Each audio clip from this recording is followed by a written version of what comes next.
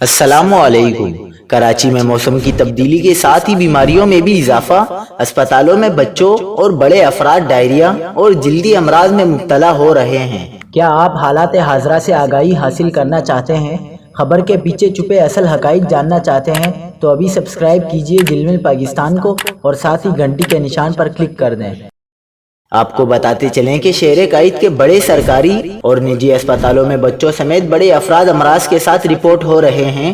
ماہرین صحت کے مطابق موسم کی تبدیلی سے جہاں انسان متاثر ہوتا ہے، وہیں پھل اور سبزیوں کے گلنے اور سڑنے کے امکانات بھی بڑھ جاتے ہیں۔ ڈاکٹروں کے مطابق موجودہ موسم میں لوگ صفائی ستھرائی کا خاص خیال رکھیں، پھل اور سبزیوں کو کھانے پینے سے قبل اچھی طرح دھونے اور غیر معیاری مشروبات پینے سے گریز کریں۔ ڈاکٹروں نے عوام کو بلا ضرورت گھر سے باہر نہ نکلنے اور نکلنے کی صورت میں سر کو ڈھانپنے سمیت دن میں کم سے کم 8 گلاس پانی پینے کی ہدایت کی ہے۔